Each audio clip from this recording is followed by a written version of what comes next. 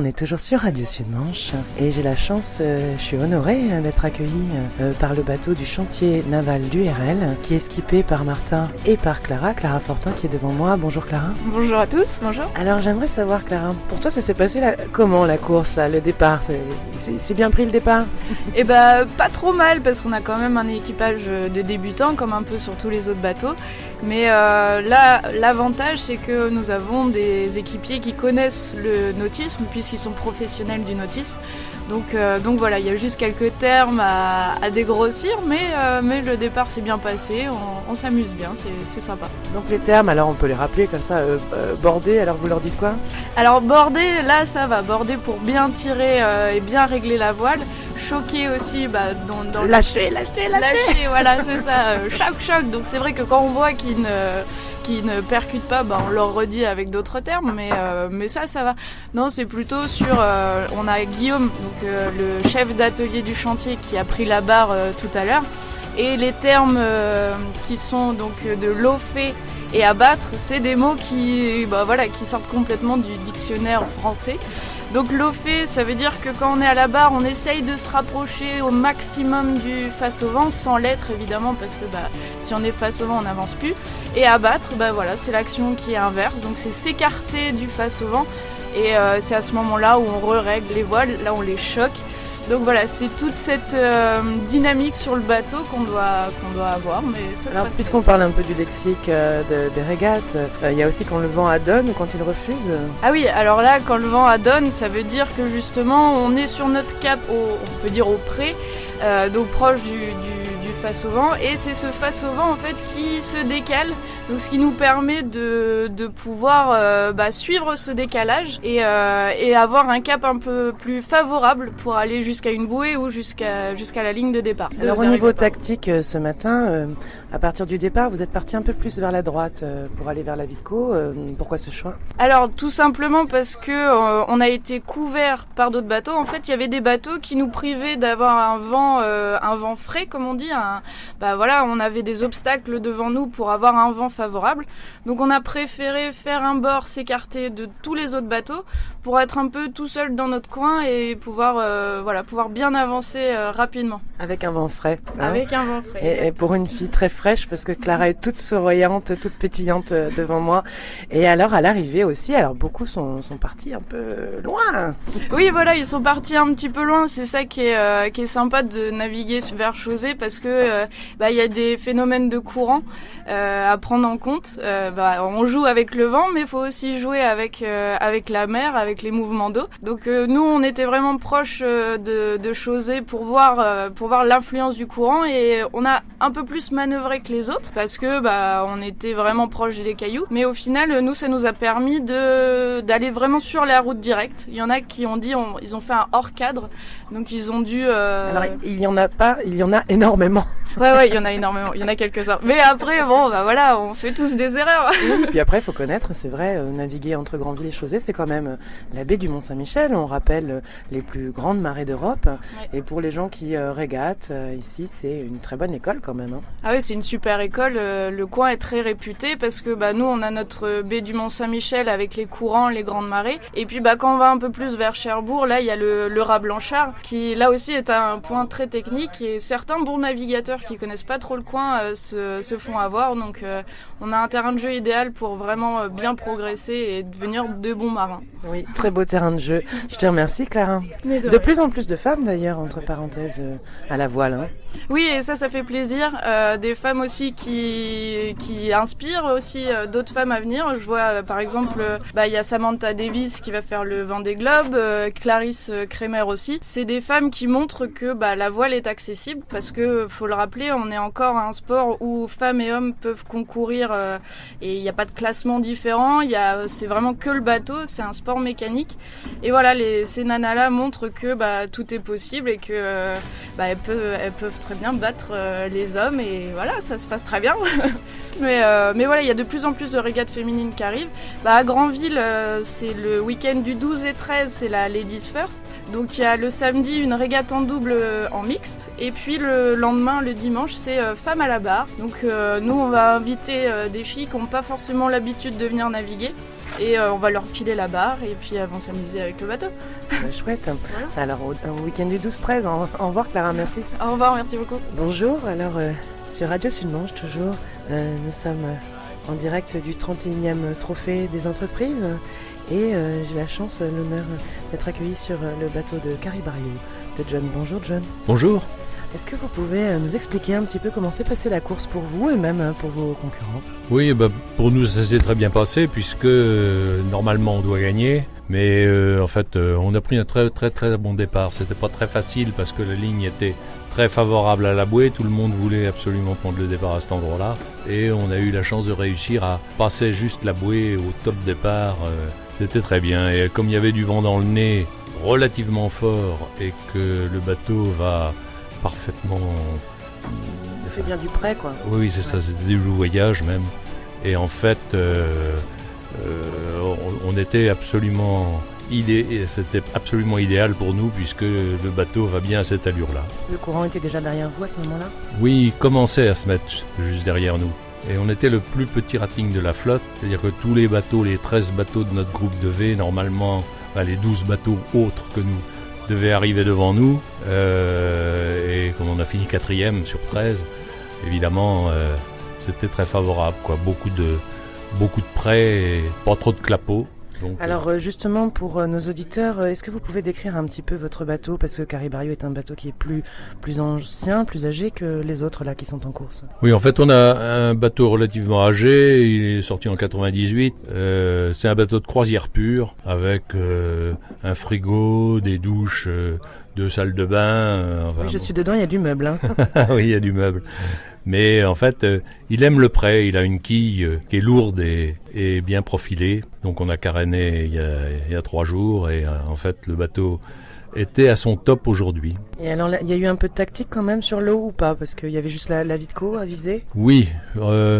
En fait, il fallait aller virer la bouée, le Vitco, et ensuite on balançait le spi. Tous nos adversaires sont partis à droite, sous spi tribord à mur, mais ils sont arrivés sur la bouée, bâbord à mur, et c'était très défavorable. Alors, nous, on a été les seuls à empanner, c'est-à-dire à prendre le vent de l'autre côté avant d'envoyer le spi, et on a empanné à mi-parcours pour arriver tribord à mur sur la bouée, et c'était vraiment très bon. Donc, on a perdu un tout petit peu au début, parce que tout ne pouvait pas être prêt au moment juste après avoir viré la bouée, mais au final c'était quand même très très avantageux. J'imagine que vous étiez concentré sur votre course bien sûr, mais vous avez vu autour de vous ce qui se passait. Il y a eu pas mal de spi qui ont eu un peu de mal à monter là aujourd'hui. Oui, c'est toujours compliqué parce que quand on est au près et que on vire de 180 degrés pour envoyer le spi, il y a quand même des choses à préparer avant que le spi sorte et c'est un petit peu long. Dans chaque catégorie de l'arrivée de ce matin là, quels sont tes pronostics ? Pour le classement là, je pense qu'il va falloir que je tape sur ma calculatrice, mais je pense qu'on a dû gagner en temps compensé alors que Crédit Mutuel est devant nous, mais il nous rendait 7 minutes environ, un petit peu plus de 7 minutes et on est 6 minutes 56 derrière lui, donc je pense que ça va. Je pense qu'il va faire 2e, je pense que le 3e ça va être soit les Raptou, soit le Sun Magic qui est copilote 1. Voilà, alors donc c'est 3 et 4 ou 4 et 3,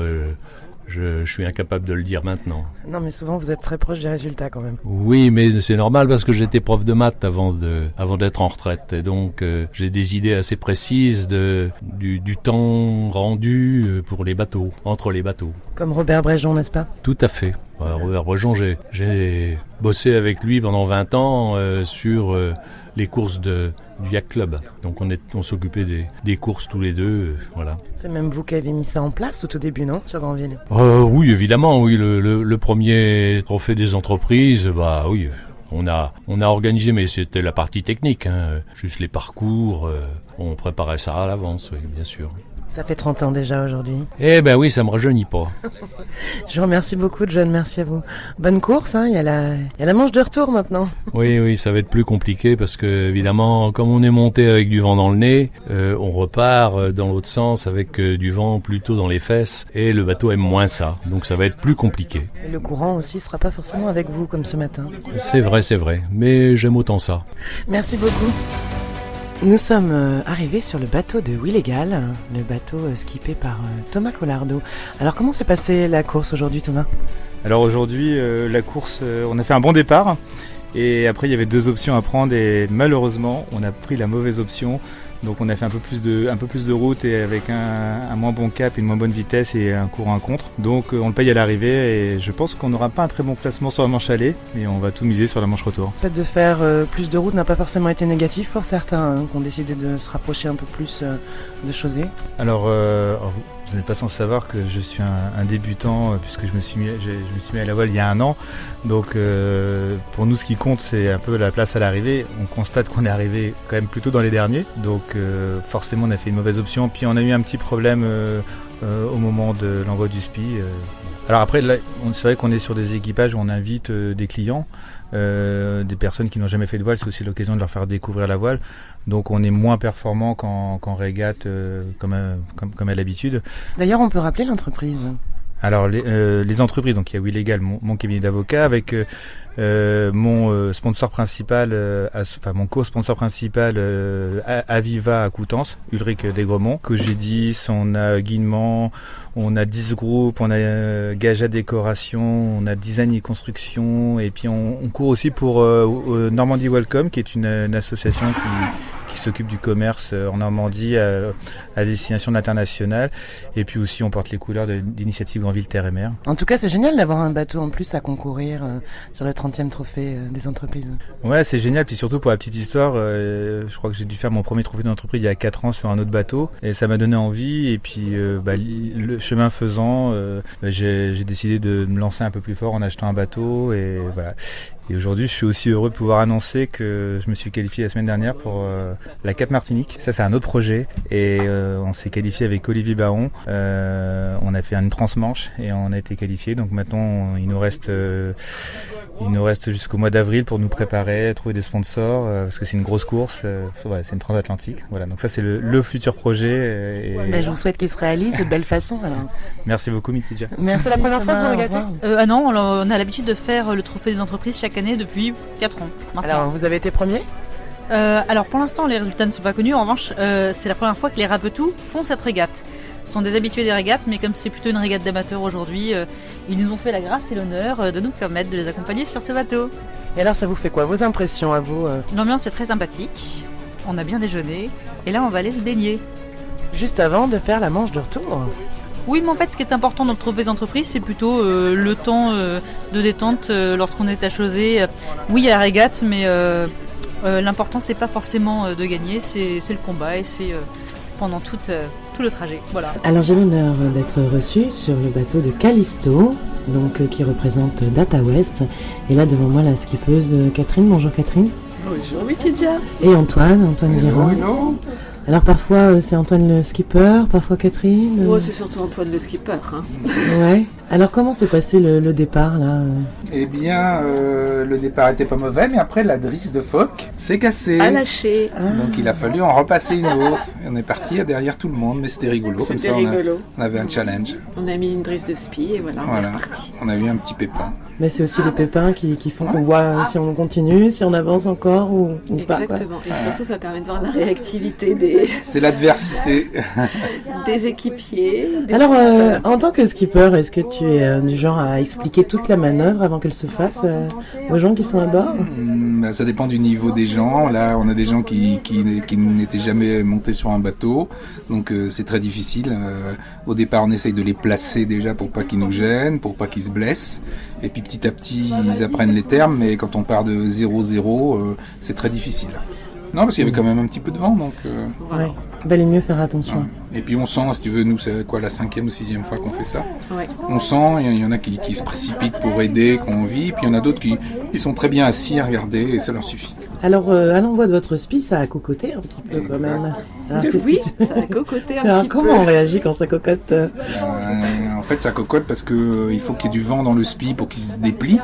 Et quand il n'y a pas trop de vent dans le spi, il reste comme ça cocoté. Et après, il faut le redescendre, le démêler et le remonter. C'est encore beaucoup de temps perdu. Voilà. En tout cas, vous prenez ça avec le sourire et ça a l'air d'être un vrai plaisir pour vous deux. Et tout à fait. Ouais. Non. Là, vous êtes toujours, vous naviguez ensemble, vous faites les Ouais, on courses navigue ensemble. ensemble, on adore. Et alors quelquefois je me fais engueuler par le skipper, donc là il peut y avoir des petits mots, tu vois. Qui sont un peu plus faciles quand on est en couple, n'est-ce pas? Voilà. Mais bon, à chaque fois à la fin, tout se rétablit et soit on se fait un petit débriefing tous les deux et en général ça se termine bien. Vous progressez chaque année en fait à travailler en couple comme ça. Chaque année c'est mieux encore. En fait, nous on progresse, mais l'équipage aussi qui est avec L'équipage nous, les gens qui sont avec nous sont avec nous plus régulièrement. Donc on a 5-6 personnes qui sont avec nous régulièrement et du coup on progresse comme ça. C'est vrai que ça compte C'est énormément l'équipe de qui- garder les Ouais. mêmes Voilà. équipiers. Et là on a Carline. Carline elle a commencé avec nous. La régate des jeunes. Ouais, on lui a tout appris. Et maintenant c'est peut-être elle qui va nous apprendre des choses. Non mais elle se débrouille très très bien. Et c'est un plaisir Elle a un coach personnel. de la voir. Elle travaille mais ça. elle a un très bon coach, oui. Ouais. aussi. Alors c'est qui ton coach? Bonjour Karine. Bonjour. C'est qui ton coach alors? Oh bah j'ai Antoine d'abord et puis puis maintenant j'ai Caliste aussi. Elle a les meilleurs. Elle a Antoine et Calice, ce sont les meilleurs. Ben, je vous remercie pour cet accueil. En tout cas, le bateau est rempli de sourires et de... C'est chouette. Merci à Et vous. merci Métidja de nous interviewer. C'est super. Merci, au revoir.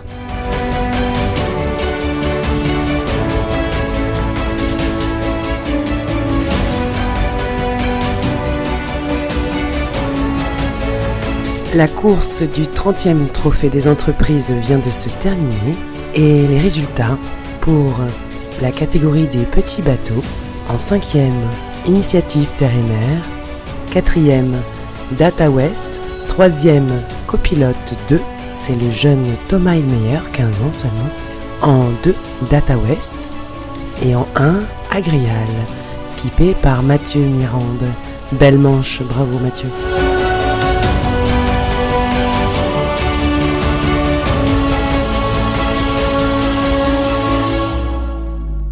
Pour la catégorie des plus gros bateaux, 13e Mirage Data West, toujours.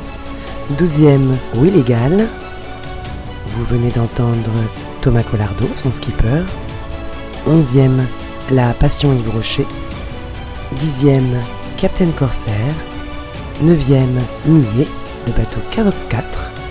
8e Imonio. 7e le chantier naval du RL, skippé par Martin et la jeune Clara que nous avons entendu tout à l'heure. 6e, Crédit Agricole. 5e, Data West, Callisto, Catherine et Antoine Guérin. 4e, Copilote 1, skippé par le jeune Maxime Elie. 3e, les Raptou, Office Notarial Transatlantique, bravo. 2e, Crédit Mutuel. Et premier, Caribario, John Le Gallet pour Manche Fibre. Bravo, bravo à vous tous. Belle journée. Et merci à Laurent de Travers qui a fait de très belles photographies, au président Gilles Lezan et à Claire et Stéphane qui m'ont permis de passer une si belle journée à suivre cette course. Merci à vous.